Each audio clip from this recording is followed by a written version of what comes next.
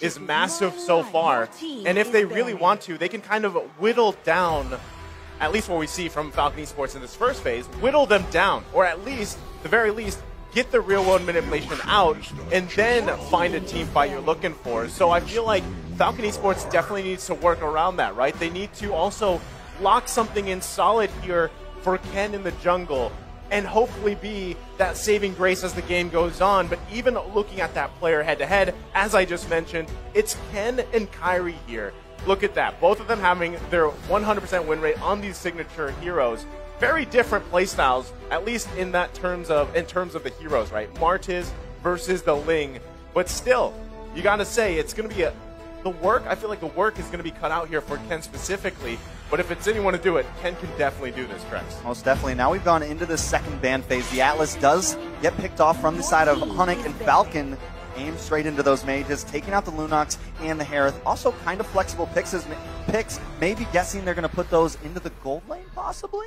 So they want to take that out of the way. Now, still one more ban. Do they focus into the tank? Because, as we stated, that's going to be the problem. That could be the thing that really gives Kairi trouble here. So my guess is maybe the Franco. They haven't banned out the Franco yet? Because of this assassin pick, I wouldn't want to go against someone like the Hilda, or the Masha in that roaming position, because that's how someone like the Hayabusa can be pressured in that gold lane. But they're going to go for the respect ban against Naomi. The Natalia is actually going to be picked out first. But what I wanted to mention before we even got to this was the fact that Falcon banned out Harith and Lunox. I find this interesting and ironic because these two heroes are actually Zipex's heroes. So I'm not really sure if CW would pick that up in the gold lane, but surely maybe they know something we don't know, perhaps in scrims, as now we're entering the second phase of the picks where Falcon has the first opportunity to secure. This is, I mean, we did see a quote there from Coach Dale as well, and just kind of comparing the cultures, but also even the play styles of these two teams. And that's why when we saw that team head-to-head, that's so apparent, right? They love these fights. They love also to play around their junglers if they can. But the lock-in is going to be the Fredrin here. An interesting fact, right? Fredrin is locked in. I think he's been picked almost, what, every single game or something like that. But the win rate, 35.29%. Not good. Not good. That's not good. Red. It's group stage. It's group stage. It's group stage. You're right. I mean, Fredrin, right? We can assume that is going. You want to call him Freddy? Call him Freddy. He's probably going in the jungle, right? And that's the thing. A lot of people are like, man, why do teams love this Fredrin so much, Trex? Well, I think because technically it's supposed to work, right? Just like a lot of the tank junglers, the bulky junglers, it's supposed to work. And I think as we move through the knockout stage, it still can. I think it can work here because they needed peel for Zipex. They need a heavy front line. And now, you mentioned earlier, all focusing on to this real manipulation, but the real problem is going to be Zipex, right? We know once that carry gets locked in, once those first 2 or 3 items come in, then they're also going to be able to start locking in tanky items. The Hayabusa isn't as much of a threat anymore, and now Falcon is online. So the real question is, can they put enough pressure onto Kairi here with this lineup in time? I mean, put enough pressure to buy them enough time to get carry online. I'm so excited because I want to answer your question too. And it all depends on this last pick that Falcon is going to be bringing to the table for Naomi. And the answer, it's going to be the Kufra. So, makes sense. Kufra is going to have that CC, enough CC to be able to lock down the Hayabusa whenever he goes in. It all comes back down to the timing and how both of these teams are going to go about when they go for a 5v5 team fight. You know, the thing about Falcon Esports lineup is it's there's so much CC, like you mentioned, Eterna. But if for some reason Zipex cannot shine on the carry, right, which is, it is a tough situation to get to that point, but still, if you don't have that or even that Eve available, the damage is shut down, you're left with just a CC train at that point, right? You're going to be taunting, you're going to be setting things up, but if the damage isn't there and you're being outpaced by Onyx Esports, that's going to be troubling, especially with pick-off potential on demand with having a Kaja.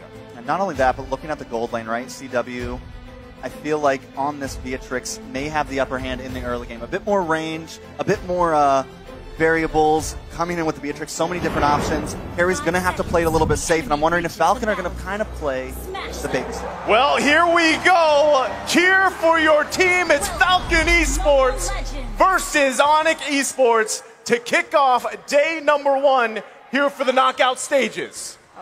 Okay, this is interesting, right? Because technically when we're looking at both of the drafts, they can counter one another. But look at this. Already you can see Keyboy trying to pressure the jungle, trying to pressure Ken from those rotations. And like I mentioned earlier, this matchup between Yves and Lilia is going to favor Sans for a bit, especially in that early game, because he isn't reliant on that level 4. Whereas Justin, he needs to wait a little bit more to get those items, to get that damage, and also to get that real-world manipulation. I think one of the biggest things here, right, is if you're Falcon Esports, you don't allow Kairi to get an early kill. I mean, there's already so much poke back and forth. Justin, even having to walk back to the tier 2, isn't even sure if he wants to recall there just yet. But still, don't give Kairi that early kill to not allow Onyx Esports to snowball here if you're Falcon Esports. But there's a big problem, right? The whole thing for Falcon was to put pressure onto Kairi, and Onyx is answering back by putting pressure of their own, already going into Falcon's jungle, not letting Naomi even step out into Onyx jungle. There's a lot of comparison, right? Like, in this current meta, what is more important? And I do believe that the mid lane is going to be the #1 issue when it comes down to those rotations, right? Because even if you lose the gold lane matchup, even if you lose the EXP lane, if you are able to clear faster and if you are able to rotate faster, that can alleviate any problems in terms of that draft. And so far, this is what we see Falcon lacking in the drafting.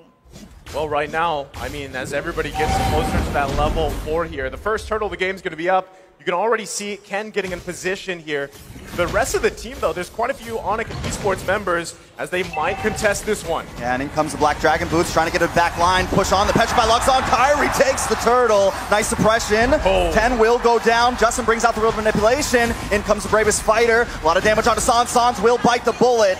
And that is a 1-for-1 trade. But the side of Onyx does take the turtle. All right, so Onyx is going to be able to have a little bit of an advantage in that sense. And Falcon, they need to remember how and what are the highlights of their draft, right?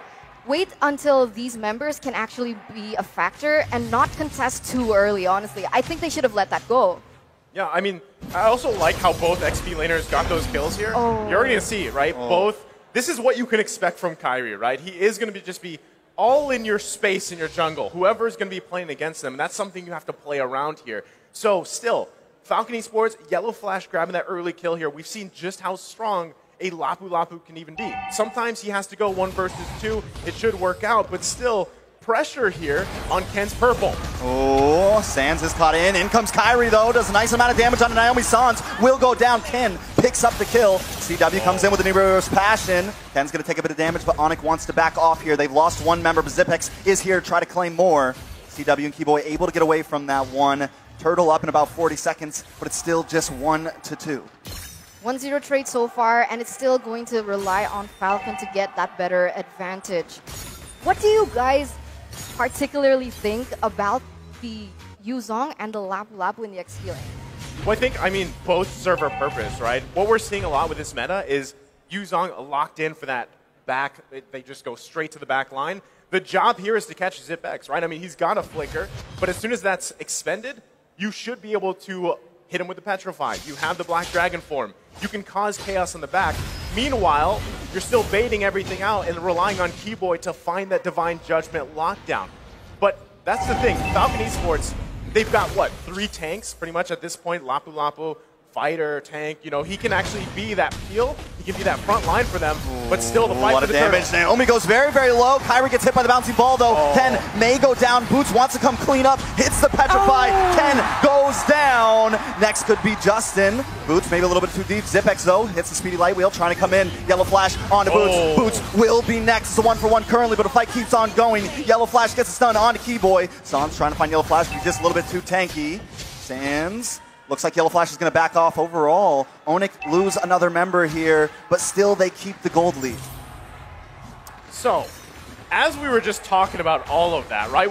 I'm going to refer back to the graphic we saw earlier. These two teams love to team fight. Every single objective that comes up, they're going to force it, right? And that time you actually saw perfectly. Kairi went in, used the shadow kill, and then the cleanup was there. And Justin, by the way, has just now reached a total of 200 assists for his professional MLBB career. This guy is massive. He's reliable. Yeah. That's the main pillar of Falcon, the one who stays reliable, stays consistent, trying to deal damage from that back line, and also something that all the other members from that team can fall onto when things get rough. I mean, right now, Ken isn't having the best time, right? With the 1-2-0 KDA, his main highlight of the career here in the group stage is the fact that he was able to get the objectives. But right now, Onyx Esports, they've been the one in the upper hand in terms of that objective. And so we see Yellow Flash being the main carry here up until this 5th minute.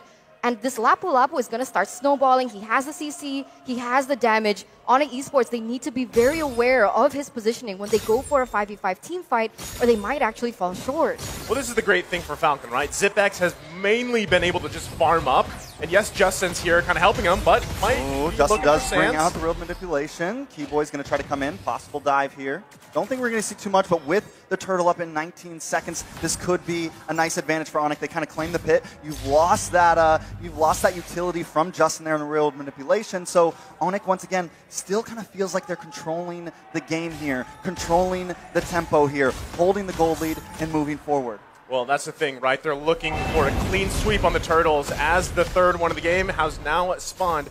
And as you mentioned, Trex, Onyx getting a position here, but once again, Falcon Esports wants to contest this one. Ooh, Naomi comes in, nice Tyrant's Rage. Keyboy takes a lot of damage trying to get away. Ken wants to find him, but Keyboy is able to escape. Turtle still on the field, Naomi very low along with Justin. And Kyrie picks it up. That's a double kill. In comes the Black Dragon. It's a show, boys. Boots now trying to get away though. Suppression does land on Yellow Flash. Yellow Flash wants to move in. CW is here doing a nice amount of damage. They're forced to back off. Falcon will not claim this turtle. Oh, see, that's the thing. Every time they go for a 5v5, Falcon always falls short in this team fights. It was great, though, with the way that they did it, right? They were able to eliminate Kyrie first, prevent that damage from penetrating even worse. And that's the thing, because when Kyrie gets left open, he goes in for a double kill, maybe even a triple kill. But oh my god, Falcon, they get the turtle. That was so close. I thought the snipe was definitely going to hit it, but Justin is now here. Sans very, very low. Naomi trying to find him. Sans able to get away with just a sliver of health. This is a game, guys. This is definitely a great first game of the knockout stage. I feel like so many times throughout the groups we saw, I think it had to be Sanji that would flicker in, called the athletic flicker, get the one hit off. But let's take a look here at the emblems. Anything sticking out specifically that's giving an advantage here for one of the teams, Eterna? Honestly, at this point, they're all standard emblems, but the thing is, it kind of shows and reflects about the gameplay that they want to go for, right? We can see that Hayabusa Kyrie, he opted for the Assassin emblem, the high and dry, who is going to have an advantage in those 1v1 situations. So we know Kyrie, he wants to go for the pickoffs, he wants to go for the kills, whereas someone like Ken with the Demon Slayer emblem, he's looking more on the objective. And we see that kind of reflected, even though it has been kind of taken away from Falcon when we see here in the 8th minute. Well, right now, Falcon Esports coming up with a plan of their own. And remember, this is going to be the charge up. There's only 2 members here for Onyx Esports, but no one's going to commit just yet. Still, this is the crucial, right? Whatever team can find a pick-off first, it'll allow you to get that space you need. You still have 40 seconds till that Lord is up here. But still, both teams also holding on to quite a bit of map control, right? The tier 1s in the mid lane actually are still up. So if one team or the other wants to focus on getting that objective down, gives them that advantage in space. But that's why we see them pressing for any pick they can find here. I think both teams have been so good at engaging, but also disengaging. I mean, it seems like there's been a lot of fights, but only 8 deaths total in a matter of 9 minutes. Only 1 tower gone. So they've both been so well at just kind of dragging out these fights and getting away in those crucial situations. The thing is ZipX and CW, both 0 kills, both able to farm, able to get their gold, able to try to be important to their team. So the question is, in the next minute or two, maybe upcoming on this next Lord, which gold laner is really going to pop off? The thing is, ZipX, even though that Falcon in general, they're behind in 2000K, ZipX isn't falling too far behind because at some point they were both level 10. CW obviously has a bit of an edge, but that also shows that Falcon is really good at giving the gold to the important members, right? That gold allocation is going to make the difference. And you can see here, Justin already has the Ice Queen wand. He also already has the Glowing Wand. So expect that utility starting to come through. The damage, the dot, as both of these teams, they're going to start setting up a Keyboy. Naomi will get pushed back. It's a bloodbath. Yellow Flash taking a lot of damage, trying to go in, move on to CW. Keyboy has gone down. Yellow Flash cannot connect. CW picks it up. Bad for Yellow Flash. This could be bad. Kyrie finds Naomi. Setting it to a double. Make it a triple. That's a full team wipe for Onyx. This is huge. Can they end it here? The king of the sky, and he just dismantled Falcon Esports here. And they're going to march into base. This might not be a final push. There's still pretty short death timers, but what a massive play from Onyx Esports. That was huge. A wipe out. And there you go. The king of the sky himself, Kyrie, getting that triple kill.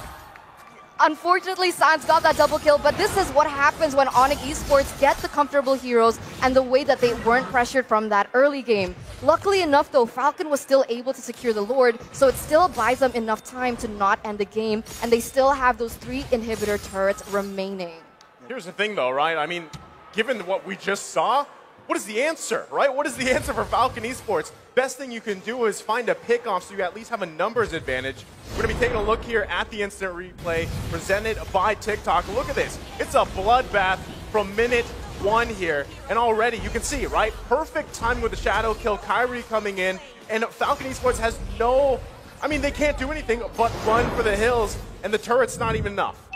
This is definitely rough. I mean, Falcon does secure the Lord, though, so we know their head's still in the game during these big team fights. When all the ults are going off, when bombs are in the air, they're still able to hold it together and secure the objective. So that could be the answer. If they can drag it out long enough, if they continue to get Lords and not let Onyx get the full push, maybe they could fight back here. They just need to get this, the pocket strat. They need to surround Zipex. No one can go too far forward. They can't be full dive mode. They kind of have to move as a unit, I feel. I agree. I completely agree. That's something that I wanted to bring up. In that previous team fight, it didn't feel like they were synchronized. And the way that they've drafted, they need to be synchronized, right? You need these combo wombos to come through. You need the ult coming in from Naomi. You need the ult coming in from Yellow Flash, paired up with that slow and that penetration coming in from Justin.